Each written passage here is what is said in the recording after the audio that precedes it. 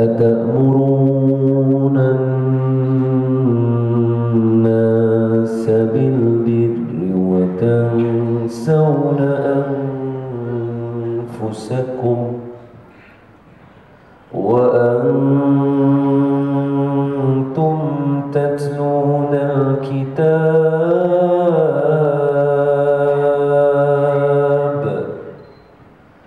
أفلا تعقلون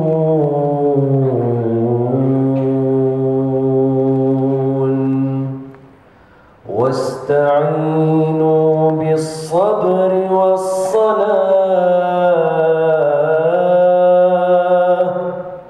وإنها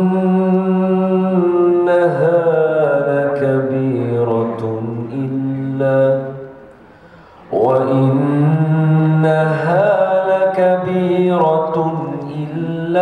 على الخاشعين. صدق الله العظيم. أعوذ بالله من الشيطان الرجيم. بسم الله الرحمن الرحيم. السلام عليكم ورحمة الله وبركاته. وعليكم السلام ورحمة الله وبركاته. الحمد لله رب العالمين والصلاة والسلام على أشرف الأنبياء والمرسلين وعلى آله وصحبه أجمعين.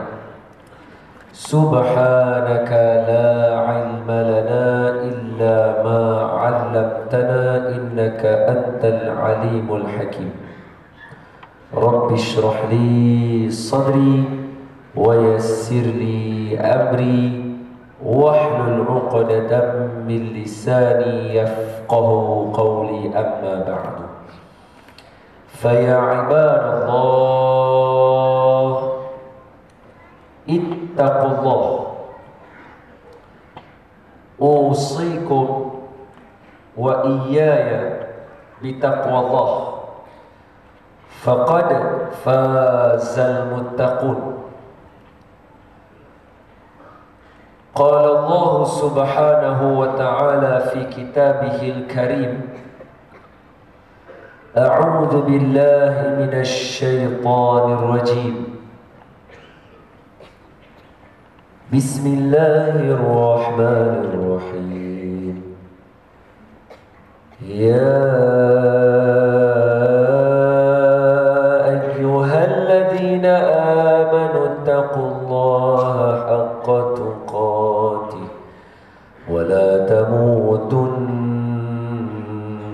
إلا وأنتم مسلمون. Sadaqallahul azim.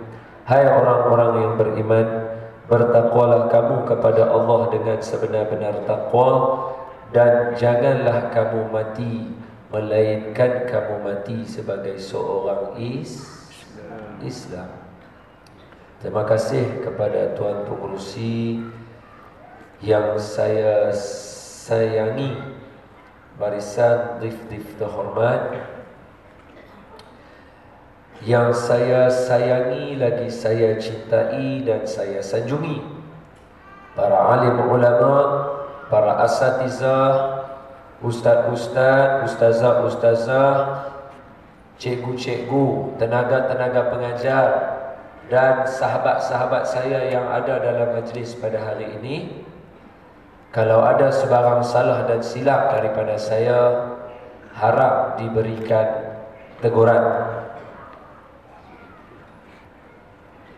Seterusnya yang saya sayangi lagi saya cintai, ayahanda dan bunda muslimin dan muslimat, mudah-mudahan kita sama-sama dirahmati oleh Allah Subhanahu wa taala, insya-Allah.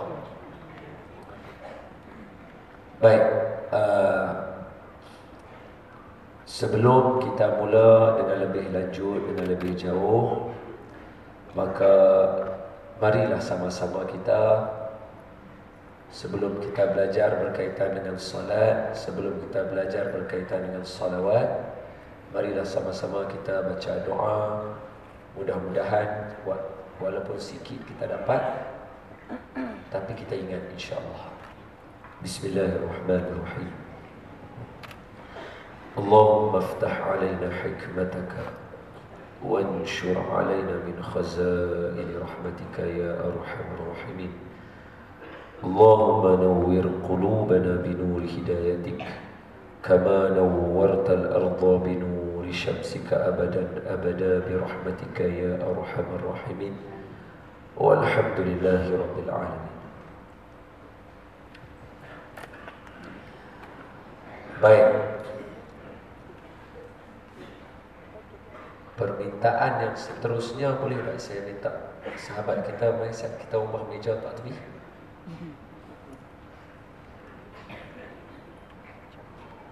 Kita ubah meja nak letak tepi ni je. Tak payah turun pun tak apa. Okey.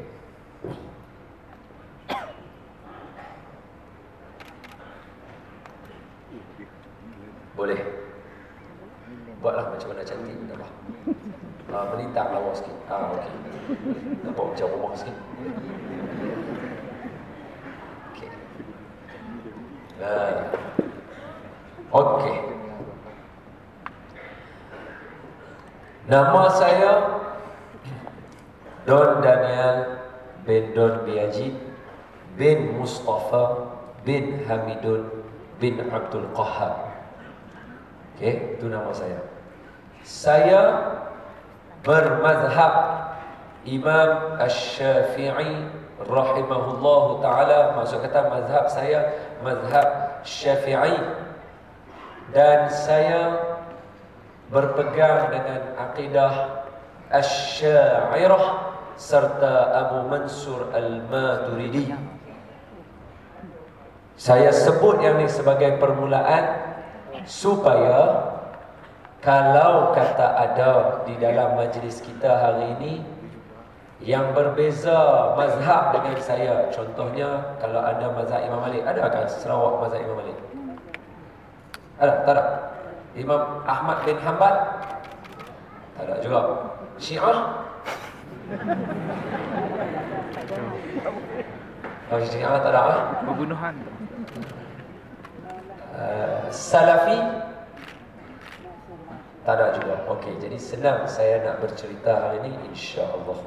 Jadi mudah saya nak mulakan perkongsian kita hari ini. Baik. Ayahanda dan bunda muslimin dan muslimat yang saya kasih sekalian, kalau ikut sebelum-sebelum ni saya pun tak pasti sejauh mana percakapan saya boleh sampai kepada tuan-tuan. Cumanya macam mana yang tuan-tuan tengok dalam televisyen, saya pun tak tahu. Ni kapet ni memang sengaja pilih bulat ke atau tengok dalam TV kapet saya bulat? Saya pun tak tahu. Jadi saya hari ni nak cuba cerita kepada semua, bukan kata yang saya cerita ni yang paling tepat dengan cara Nabi sembahyang. Tak boleh. Sebab apa? Sebab Nabi kata kepada para sahabat, "Sallu kama ra'aitumuni usolli." Sekali lagi saya ulang hadis itu. Dengar elok. Sallu kama ra'aitumuni usolli. Sembahyanglah kamu macam mana kamu tengok aku sembahyang. Bayangkan kalau macam ni punya ramai, kita duduk di dalam satu saf, tiba-tiba saya duduk di hadapan begini. Kemudian saya takbir Allahu Akbar. Adapun orang yang ujung belah sana, dia akan nampak tak sama dengan orang yang duduk depan ni nampak saya. Betul atau tidak? Yang duduk belakang sana tak akan sama dengan orang yang duduk sebelah tepi sini. Betul atau tidak? Maka sebab itu di dalam sembahyang ada orang yang mengatakan Nabi sembahyang, seperti contoh mazhab Imam Malik, dia kata Nabi sembahyang Allahu Akbar, tangan dia turun. Bismillahirrahmanirrahim. Ada semayang sambil tangan dia Allahu Akbar. Sami'allahu liman hamidah. Contoh begitu, tangan dia terus duduk di tepi, tak duduk di atas macam kita mazhab Imam Asy-Syafi'i. Sebab boleh jadi dia duduk jauh, dia nampak Nabi Allahu Akbar, Nabi turun tangan. Boleh jadi dia tak nampak tangan Nabi turun terus, maka dia kata Nabi turun tangan di sebelah. Boleh jadi. Boleh jadi juga ada orang kata Nabi semayang tangan Nabi di sini macam kita. Kami dengan kita sama kan? Betul? Ada yang kata tidak, Nabi semayang sini. Ada yang kata tidak, Nabi semayang macam ni. Kenapa? Sebab boleh jadi orang yang duduk sebelah sana dia nampak Nabi Allahu Akbar. Nabi turun tangan tapi dia tak nampak mana, tapi dia tengok tangan Nabi sebelah tepi sini macam duduk bawah. Boleh jadi betul atau tidak? Okey. Jadi kalau faham begitu, sebab itu mula-mula sekali bila saya nak cerita, saya sebut kata saya mazhab Imam Asy-Syafi'i. Saya cerita yang selalu kita buat, cumanya beringat-ingat kepada benda yang penting. Itu sahaja. Boleh?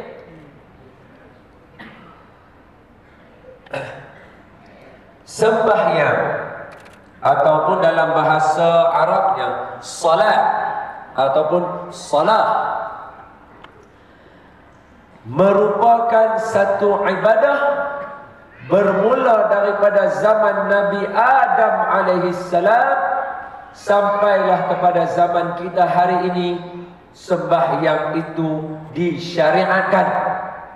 Maka semua orang tanya, macam mana bukti kata Nabi Ibrahim sembahyang? Bukankah kita baca doa iftitah? Macam mana doa iftitah? Allahu Akbar kabira, betul?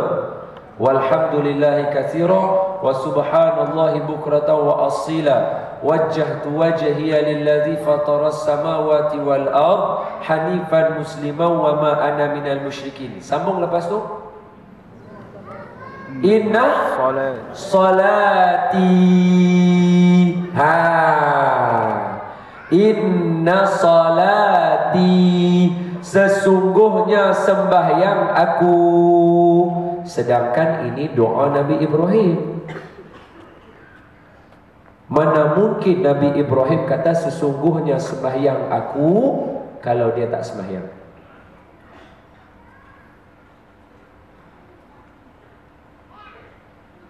Nampak? Jadi Nabi Ibrahim sendiri sebut sesungguhnya sembahyangku, hidupku, matiku. Maka Nabi Ibrahim sebut sesungguhnya sembahyangku. Zaman Nabi Ibrahim juga ada sembahyang. Terus sampai kepada siapa? Sampai kepada Nabi Yunus. Nabi Yunus pun kata sesungguhnya, kata ulama, Nabi Yunus juga bersembahyang. Terus sampai Nabi Musa. Nabi Musa juga sembahyang. Sebab apa? Sebab ketika Nabi Isra dan Mi'raj, Nabi melintasi kubur Nabi Musa alaihissalam. Nabi kata apa? Nabi kata sesungguhnya aku nampak Nabi Musa sedang sembahyang di dalam kuburnya. Mana boleh Nabi Musa sembahyang? Kalaulah sembahyang itu Nabi Muhammad yang bawa, Nabi lain tak buat. Bila dia belajar dengan Nabi Muhammad? Sedangkan Nabi Musa wafat dulu, baru Nabi Muhammad lahir. Lama, beribu tahun selepas itu baru Nabi Muhammad lahir. Macam mana dia boleh sembahyang? Macam mana Nabi boleh nampak dia sembahyang kalau dia tak pernah sembahyang zaman dia? Maka sekali lagi bukti pada kita, zaman Nabi Musa pun ada sembahyang. Turun lagi zaman Nabi Isa alaihissalam, ketika mana Nabi Isa, okey, yang ni saya cerita sikit. Ketika Siti Maryam duduk-duduk di dalam bilik dia itu, tiba-tiba Siti Maryam, kelebihan Siti Maryam, bila Nabi Zakaria yang menjaga Siti Maryam itu masuk bilik Siti Maryam, bila dia masuk bilik Siti Maryam, dia terkejut. Orang kata dia terkejut sebab dia tengok buah. Saya kata dia bukan terkejut tengok buah, dia terkejut tengok jenis buah. Sebab ketika dia masuk bilik Siti Maryam, dia akan dapati buah yang ada di dalam bilik Siti Maryam itu berlawanan dengan musim yang ada. Kalau ketika itu musim panas, kata ulama, buah yang ada dalam bilik Siti Maryam, buah yang keluar pada musim sejuk. Bila dia masuk musim sejuk, buah yang ada dalam rumah, dalam bilik Siti Maryam, buah musim panas. Maka Nabi Zakaria kata kepada Siti Maryam, kullama dakhala 'alaiha Zakaria al-mihrab wajada 'indaha rizqa qala ya Maryam anna laki hadha qalat huwa min 'indillah inna Allah yarzuqu man yasha'u bighairi hisab.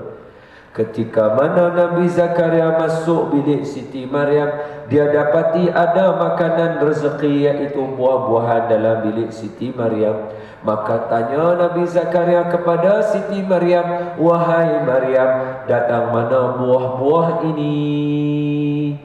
Itu ulama hurai, kalau buah tu buah biasa, kenapa Nabi Zakaria nak tanya? Tak jadi hairan kalau adik-beradik dia nak hantar buah bilik dia. Tak jadi hairan kalau isteri Nabi Zakaria hantar buah ke bilik Siti Maryam. Tak jadi masalah kalau mak Siti Maryam hantar buah kepada anak dia. Tak jadi masalah kalau ada orang lain, jiran tetangga nak bagi buah kepada Siti Maryam. Kenapa Nabi Zakaria nak tanya? Sebab orang semua kenal Siti Maryam dan orang suka bagi makan kepada Siti Maryam. Tapi kenapa Nabi Zakaria tanya, datang mana buah-buah ini Maryam? Maka ulama kata, Nabi Zakaria tanya kerana buah itu tak ikut musim yang ada.